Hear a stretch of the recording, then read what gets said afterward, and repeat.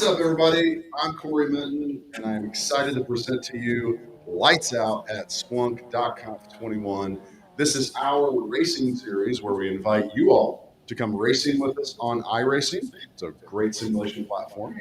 And then we actually use Splunk to collect more than 400 metrics per car, per driver, about what's going on in the race. And we use Splunk Observability Cloud to find out how we can maybe get a little bit faster. And I'm super excited to have some fellow members of our IT and observability strategist team joining me today. Jeff Wiedemann, how you doing, brother? What is happening there, Mr. Minton? I am, I'll be honest, I'm tired. For those of you who missed it, we last night hosted this crazy thing called Boss of Ops and Observability that we're going to tell you a lot about here in just a second. And then we have our data scientist in residence. I can't talk this morning. Matt Moore, how you doing, brother? I won't lie to you, after 4 hours sleep, I'm feeling a little bit rough, but after a large coffee and a couple of Red Bulls, I'm at least warm. That lukewarm is exactly where we are, and that's okay. That is okay. You should not feel judged. It feels like Conf Week. That's what it is, right? I almost feel like I'm in Vegas and I was at the Pi Gow tables until 4 a.m. It's a very similar feeling. It is, and for you folks listening, watching, if you don't know, Splunks.conf is our big annual user conference, and it is coming up literally today. The keynotes kick off here in just a few hours. And if you haven't signed up to attend.conf, you can go to conf.splunk.com and sign up. There's some amazing sessions. We're going to talk about a handful of them today. There's at least 2 amazing sessions. At least 2. At least Jeff 2. and I have anything to say about it. And today we've got some awesome friends racing with us. If you can see behind Matt Moore, we've got Michelle and Nick from Splunk that are racing with us here in Washington, D.C.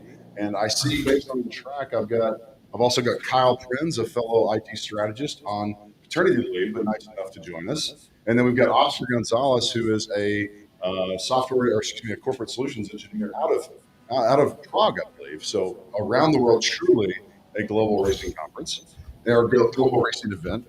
And for those who are interested in racing with us, you can actually go to this link that we're going to drop in the chat here shortly, and you can sign up, and we'll give you the access to actually come race with us if you're into iRacing.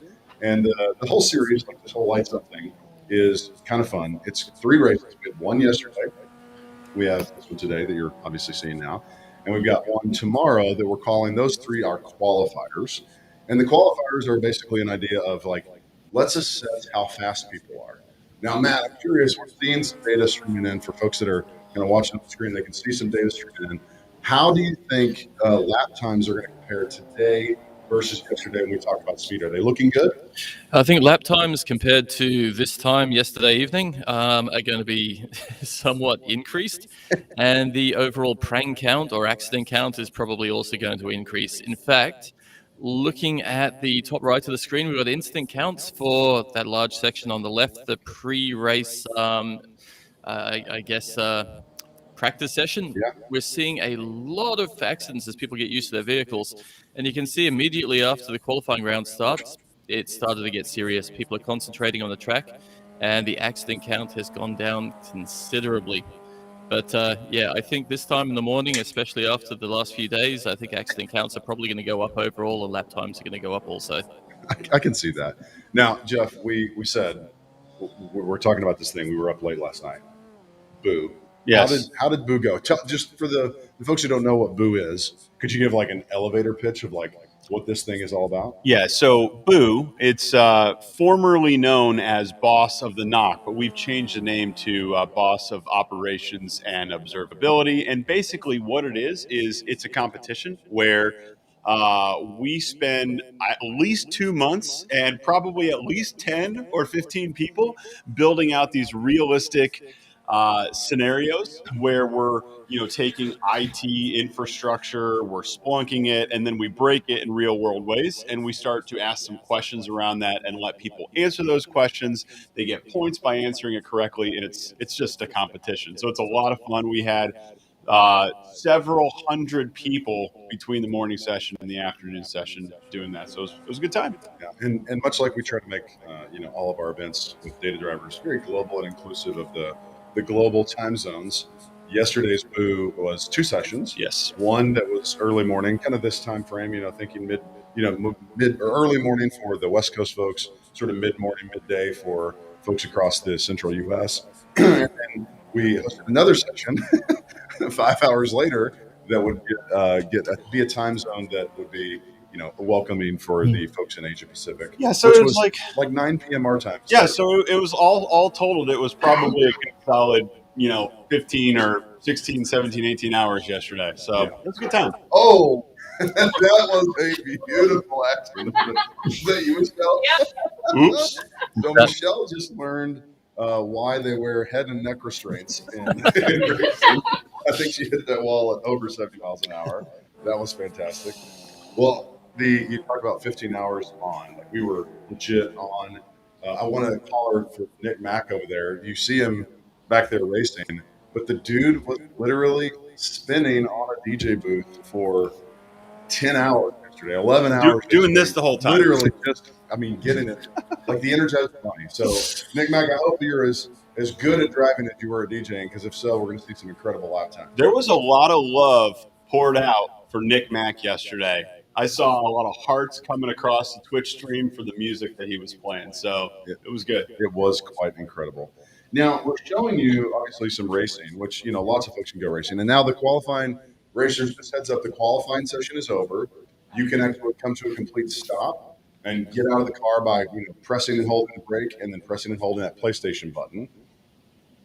And then once you do that, it should come up a new screen that says grid, or like going to allow you to grid up. And the grid up is basically, for those new to racing, it is you literally get in a line based on how fast your lap times were. So it looks like Oscar threw down the fastest lap, and he's doing burnouts now. Just in a Miata, I didn't even know it was possible. It's got like a hamster wheel in there for a motor. And then Kyle Brent goes on a good lap, and then the two of you will start in the back, which it's fine. You did good. Are y'all able to grid up yet or no? Nick's still driving back there. It's fine. It'll force him out. All right. So we're about to go racing, and the main thing about this racing is not just, yes, it's fun. It is really fun to go racing. The simulator is incredibly realistic, as our friends are finding out currently. But the frank fact is that the data is really interesting, and that was what all of this started with in terms of data drivers and the things we've been doing. Is how do we use racing data as a data set that's fun, approachable, and easy to understand, that would give us an opportunity to go actually learn and understand what Splunk Observability Cloud and Splunk IT Service Intelligence can do. But not like standard, IT. Nerdy data sets. It's funny that it's totally nerdy, but it's great. The nerds do okay. That's what I found out. I was like, if you're called a nerd when you're young, you'll probably be like the boss later in life. Which is that's what we keep telling ourselves, that maybe it'll make us feel better eventually. You're not. I'm telling my children that, so they'll get a STEM degree. So be a nerd, own it, and be that kid. It's cool. But what we did is we're ready. Are y'all ready? We're finna to go racing. Oh man, the race is just about on. Lights are about to go out. This is very exciting. First gear, and we are away with a blistering start from Oscar. He's taking off and leading. Wow. I do love. What type of weather are we throwing their way? We should do a rainy track, something like that. Jeff, it's funny you say that. I don't know why you would say that to people and hurt them so much. Well,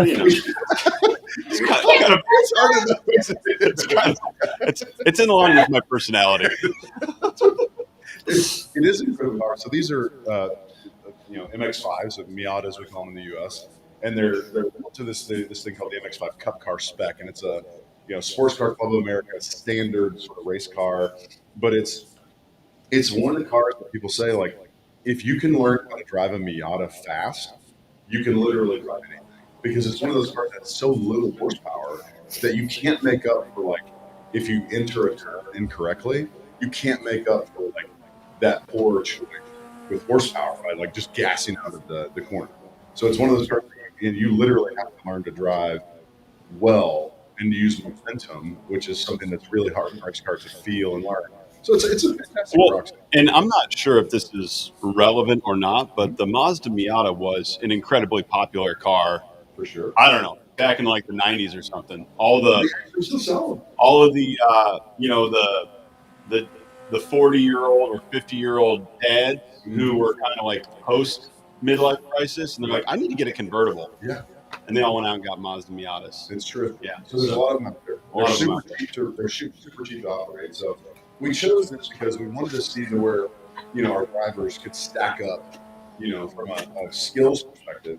Because what's going to happen on Thursday with the championship race, which is what I'm excited about, is we're legit going to take the drivers and sort them, and literally the fastest drivers are going to get a slow car, meaning like a 1987 Monte Carlo G body, and the fastest or the slowest drivers are going to get an F1 car, and we're going to turn loose on the same track at the same time. This is like my golf game when they give me like 30 or 40 strokes. It's when you show up at golf and you're like bad at golf like me, and Yeah. you realize that your partner is wearing a white belt. You're like, if you wear a white belt, you probably are really good at golf. Yeah. So you know who our pros are going to be? We're actually going to have McLaren Shadow Esports, some of their professional drivers, driving with us Thursday in the 1987 Monte Carlo. So I wonder what it'll look like to be passed by. I've got a sneaking suspicion they're still going to smoke everybody. I think you're probably right. Well, Matt, I want to just check in with you. We're about 3 minutes into the race. The tires are probably warming up now. What's going on? So you may be stuck. So hang on one second, Maddie. I'm going to put the data up, and I'm going to go help her. No worries at all. There's always something interesting in the data. So looking back over the last race in the pre-race qualifying round, we can see a couple of those epic accidents that we witnessed earlier with Boo Racer behind me to the left, spilling oil all over the raceway. We can see towards the end of the race, everything sort of switched off between it. And once again, we've got accidents starting to happen. Now, interesting that Corey brought up the tires warming up. So we've got some interesting things there. We can definitely see everything nice and cold before the race. But as we kick off, we can see Kyle Prince and Oscar Gonzalez both smoking their rubber, and the tires are warming up considerably. Interestingly, must be very, very different cars, because Kyle's front tires were increasing in temperature a lot quicker than his back tires. Whereas if we look at Oscar Gonzalez, we've got the opposite behavior and a lot more temperature increasing there. And yeah, it is a driving style issue. I just assumed it was the car. But No, I think that's a driving style change. So if you're on a road course, if your front tires are heating up significantly, it's all about inputs, right? So your tires will heat up as you have serious inputs. And so on your front tires, it's your turning inputs. Like that's what will heat up your tires. And if your rear tires are increasing in heat, it can be either from lots of acceleration or in doing something. And we should zoom in on Oscar. You can actually watch him do this. He's doing something called trail braking. And trail braking is this idea of when you approach a corner, you are braking in a straight line to shed enough speed to where the car will turn in. But it's not just like a 0 and 1, like you're full brake and then you're not braking and you turn in. It's that with trail braking, you sort of slowly let off the brakes as you begin to turn in, and it actually causes the car to get unstable and sort of start to a slide. Not a full drift, but it actually puts the car into a little bit of like you're just at that razor's edge. And that like sliding action with those rear tires will cause the heating in the rear. So if somebody's really pushing trail braking, you'll see more uniform heating because all their inputs aren't just I was braking really hard, which is an input on the fronts that really heat them up. And then I let off and I start turning, and now that's still the inputs all in the front.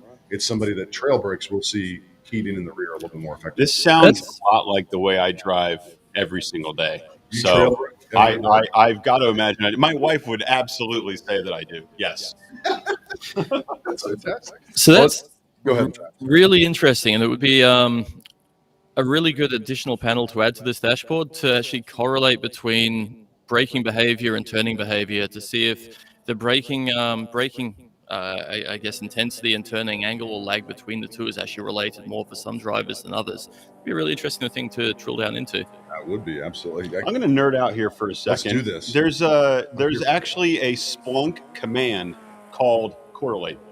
Yeah. Boom. You just run some data and you do pipe correlate, and I think it will automatically try to identify correlations between different different various data metrics. fields. Yeah, it's pretty That's cool. cool. So there's a lot of commands. Gosh, this is really kind of nerdy. Let's There's go. there are just a lot of these, Splunk commands. Pipe predict, right? That one's going to actually predict data into the future. So that's pretty cool too. So there's a lot of cool Splunk commands out there that can help with all this crazy data science nonsense that I don't know anything about. Yeah, right. I love the humble. We're all a bunch of data geeks, and that's okay, Jeff. Embrace it. Actually, Matt and I were talking. There's going to be some fun work that's come out of Data Driver. So again, Data Drivers was this idea where we used racing data to bring people into this concept of racing. So, hi, buddy. And then we taught folks how to use Observability Cloud, Splunk IT Service Intelligence, and we built some cool stuff. And what you're seeing in this dashboard that we're showing on screen now is the output of some of the early work we did with ingesting data from iRacing, getting it into Splunk Observability Cloud, and building some dashboards that would matter to a racing team. Like that's what we did. But it's literally we're just scratching the surface. And there's so much that we want to do and will be doing in the months ahead around starting to understand now that we have the data in and we're starting to build a pretty solid racing database, if you will, like a pretty solid, collection of races and data sets that I want to see what data nerds can do to use things like predict, use things like correlate, like Matt, like your correlations dashboard. Like explain just at a high level kind of what the correlations dashboard was, because folks, if you played the Boo series yesterday, the Boss of Ops Observability, you actually got to get hands on with it, but it's pretty stinking cool. Yeah, absolutely. Look, correlation's a word that gets thrown around left, right, and center in the data community. But what's really interesting is when you can start to measure it. When you have two variables that are correlated, such as, say, your driving speed and the intensity with which you press the brake pedal, you know when you put your brake down, you're going to go slower. You know when you put your accelerator down, you're going to go faster. But what we really wanted to do is be able to measure that correlation or measure that relationship between the two and how tight they are. So what the correlation dashboard sought to do is bring in, would have been about 20 or 30 different sensor metrics from racing simulators, and then compare each of those metrics with each other to see if there was a linear relationship between them, whether driving speed and the number of times you've hit the wall are actually related or not, and actually measure how tight that relationship was. And it's really interesting to see the things that come out to it, to what actually affects driving performance and what actually affects things like your tire wear or your likelihood to spill oil all over the raceway. You know what I'd like to correlate? Yes. I'd like to correlate the number of beers that I drink with the decibel level coming out of my mouth. I think I've It got, is a- I've, it I've is got a to imagine very there's a tight strong correlation. correlation. That might be an R value of 1. I'm just going to throw it out there.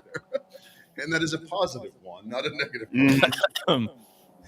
Well, that is fun. Now, speaking of things that you like to correlate, I want to go back to something. Obviously, Conf is our biggest event. We all get excited about it. Yes, Boo was yesterday, and it was fun. We had hundreds of players, get hands-on with Splunk in a fun and unique way. But something that's maybe more approachable for everybody is this idea of .conf, a conference where you can hear people talk about and see people showcase the powers of Splunk and the ways that it's applied. And Jeff, you're somebody you've been creating things for Splunk and helping try to make customers' lives better. Things. You've got to talk, which thank you. Like the customers really do appreciate it. And the Splunk field team loves the fact that you're doing what you're doing. Thank you. But like, tell us what you're excited about for Conf and what you're talking about, because I know you're a speaker and I think Absolutely. more than one session. I've got 2 sessions. Yep. Big time. So I must have conned somebody at the Conf. yeah, exactly. I like it. Because it's hard enough to get one approved. And so anyway, the first one is it's called adaptive thresholding demystified. So what we're doing in this is we're going over exactly how adaptive thresholds work in ITSI. It's one of those things where everybody wants to use adaptive thresholding. They want to be able to alert based on deviations from a historical baseline. But one of the things I see a lot is, customers don't often know exactly how to go configure those adaptive thresholding algorithms, how the algorithms work, that type of thing. So that Conf talk goes into that in great detail. People are going to leave knowing exactly how those algorithms work, and more importantly, how they're going to configure those in a real world production environment for the best possible results. So that's one of the talks. And then I want to say, so one, we learned a little bit about this during our talk on data. That's actually exactly right. So we had to get on to the system, look at the data that was flowing through, And you guys did what I see so often. You guys configured it incorrectly. So we went and correctly configured it. So yeah. The second talk is it's good golly, it's got a really long name. How to build and scale services and ITS. Who knows? But what we're doing here is we are actually building services. We're building services and service trees inside ITSI automatically by looking at the data, the structure of the services in the data, and then we are building service templates and KPI-based searches and showing you how to automatically generate service trees with your data. Are you seeing this? What is going on here? Michelle and Nick are literally following each other off the track. Off into they're literally Look, we're seeing that. Like off, and they were following each other. So they were like went off into the farm together and just were spinning around. Y'all are doing great. We really appreciate the data. Matt, actually, that's a good data break. Yeah, absolutely. Did we see anything happen just there? Like, was there anything interesting? We sure did. So look up in the top right in our prank count panel, we can see a hockey stick going up on Boo Racing, which is Michelle over on the left, and also Teresa, which is actually Nick on the right. So we can actually see very, very clearly we got this sudden uptick in accidents for both of them as they decided to go off-road and do some backwoods stuff on the inside of the track. She chose. It was an active decision.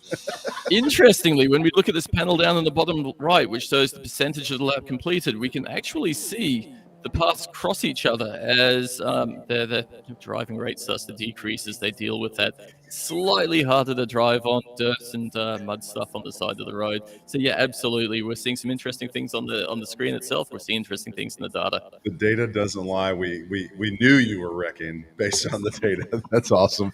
Jeff, I'm sorry I interrupted you. No, I don't. I was done. So the great thing too about .conf is that it's virtual, it's free. So literally anywhere you are in the world, you can sign up at conf.splunk.com, and I'll drop the link in the chat here in just a second. It is a myriad of things that you can hear, and I think the best part about .conf is that, and us on the inside at Splunk, we hear constantly that from the teams that run the event, they really don't want that many like Splunkers talking, right? And like as you said, having two sessions is very anomalous, because the vast majority of the sessions are led by customers and partners. And that's a really important story that, if you've attended a tech conference, there's lots of tech product marketing and engineering teams that talk about new release things, and that's exciting. And yes, you're going to hear that stuff. Yes, it's going to be important to you if you are, interested in solving specific problems. That the product as it evolves is important. That's good. But I think for a lot of people, they're looking for inspiration. And I hear over and over again, one of the favorite things about Splunk.conf is the stories that you hear from other users, customers, partners of solving unique challenges in ways that maybe Splunkers didn't even think about solving. Yeah. And so I think that's, for us, it's one of the most exciting. And I think you're a big fan of customer talk. They're all recorded and they're all made available for the last 3 years, completely free, which is pretty awesome too. So I used to, half joke around and say everything I know about Splunk I learned by watching Conf Talks, because there's so much good information in them. There is. Yeah. Well, speaking of good information, actually I want to call out a couple more sessions if you're interested in learning more about the Data Driver series and how we built the environments, how we scale this environment to run as a global racing series, and the insights that we gain in running the series.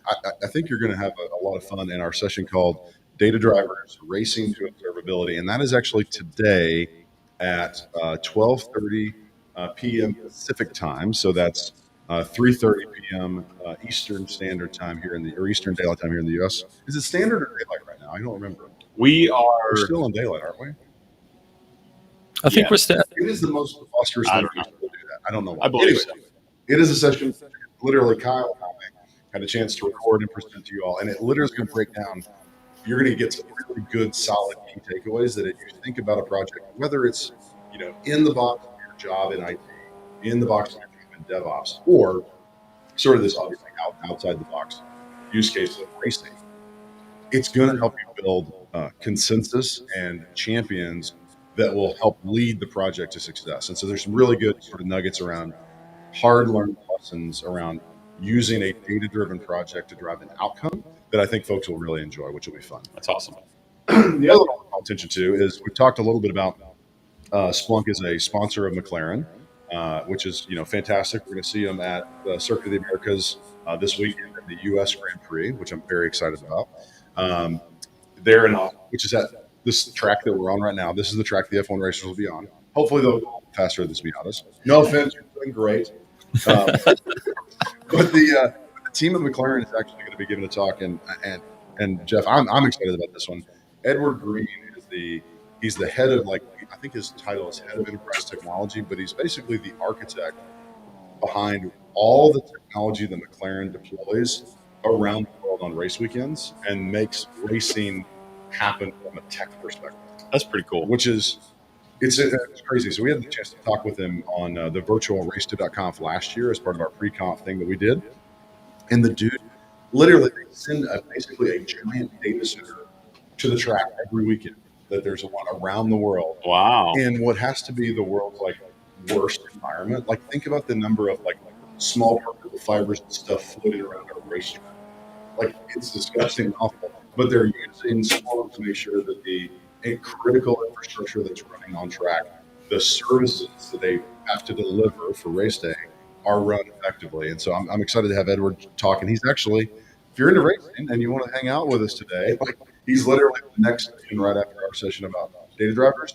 The very next section is called McLaren Driven by Data, and it's at 1 p.m. Pacific time. That would be 4 p.m. Eastern time. Very cool. Which will be really rad. I'm looking forward to it. Now, I got a quick question.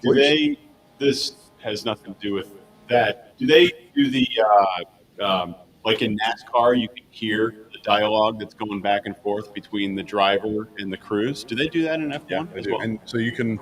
So yes, they do. So driver radio is absolutely an available thing. This year I paid for the service. Mm-hmm. So if F1 TV is their TV package for streaming. Everybody's got a streaming package, but there's actually really cool. You can actually via whichever app you use, Apple TV or iOS or whatever. You can actually go in and listen full time to the driver on the stream. Yeah, that's and cool. jump into the car with them. Let me show you something cool. It's actually this cockpit view that is really cool. So right now, I just jumped in the car with Oscar here, and you get legit meet between the various cameras that they have on screen or available throughout the race, which is really really fun. Which That is really cool. Premium amount of data, and they'll talk about it. I think they generally say they create something I think it's 15 terabytes of data per track. Yeah. So if you think a track session is probably an hour and a half, 2 hours, they're creating 15 terabytes. That's purely their telemetry data. So they talk about, we get close to 400 metrics out of iRacing across, the track, the car, your performance, that kind of stuff, weather. They get over 1,000 metrics in real time. Wow. And what's interesting for folks that don't know this about McLaren actually builds all the electronics that go in a modern F1 car. A large percentage of it is actually built and designed by McLaren. So even if you're a Mercedes team, most of the electronics in the car that are the telemetry units in the car, the ECU, all that is built by McLaren. Okay. So McLaren's been a company about data and about tech for a long time. Yeah, it's one of those things where it's it almost it sounds low tech until you start to think about all the different technologies that are going into it, and you start to realize, holy crap, it's pretty complex. And F1 is, generally, I'm a general racing fan. F1 has generally been the technology sort of way out in front, lead. And series like NASCAR have potentially, they have a lot of history of being, pretty low tech intentionally, trying to keep it about the driver's skill. And also that's changing. There's a lot of really cool modernization happening across all the F1, all the racing platforms, which is really fun to watch. And frankly, Splunk is excited to be part of it. And this whole world of esports and sim racing opens up a whole world of new opportunities. Well, okay, we've got check the flag, folks. You're about to be you're on your final lap. You should be seeing the white flag. You're about to come in. Oscar Gonzalez, congrats on winning the race today. Another burnout. He's doing burnout. You can't go wrong with burnout. Matt Moore, I got a question for you. Anything interesting that we missed talking about during the race that you're seeing now as the race is wrapped up? Absolutely. So a couple of things. So just looking at the lap time delta yet again, we can see towards the end of the race, the guys behind me are getting serious. So we had both Nick Wow, look at that. shaving seconds. In fact, shaving 30 seconds off his best lap time. So that's some serious adaptation to the course. And again, hang on. And again, Nick once again shaving another 40 seconds off his best lap time. So that's some serious improvement there. The other thing I'd like to bring your attention to is some incidental insights that we can get from the data as well. So looking at the fuel level chart down here towards the left, we're really just looking at the amount of fuel that's remaining in the cars and the gradual decline in that as people burn around the race course. The interesting thing is monitoring something like that, we can see when people make pit stops, we can see where the race starts, we can see when people fill up and start getting incidental insights out of that. And that's really cool because our security operations friends recently mentioned that using a platform like this can allow us to look into server load over time, which can be a leading indicator for things like cryptocurrency malware as well. So just looking for those incidental insights can lead to a lot of really interesting and cool stuff, even outside of racing. Man, I love that. See, that goes back to the same thing we've said as part of this data driver series, which is if you learn and tinker outside the box, even if it's not your day job, you'll learn things that could potentially be really useful inside the box. Yep. And I hope the whole point of this lights out, this data drivers thing is honestly to inspire and encourage people to embrace their techie, curiosity and go tinker with things, go learn, try new things because it will make you a better technologist. It'll make you better at your day job. And Matt, thank you for sharing that. I do want to say congrats again to Oscar for winning the race. Kyle and team, thanks for joining. Did y'all have fun back there? That's racing. She's got some pure giggles. I love this. Well, Jeff Wiedemann, thank you so much for joining us. Hey, it's been a pleasure. Matt Moore, thank you, buddy. I will say we have to sign off with Matt. We have to give Matt back to Australia starting today. So we're going to miss you, buddy. It has been an incredible honor to have you with us in person, and we hope you have some safe travels.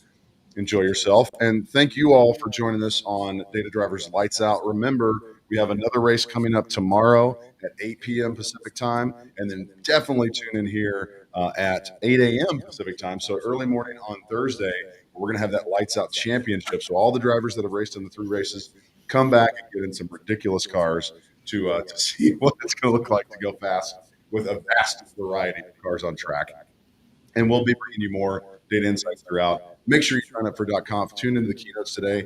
Spoiler alert, there's probably going to be some racing-related things happening in the keynotes that you're going to want to see, and it's going to be awesome. So as we always say, whatever you're into, be data-driven and join Data Drivers.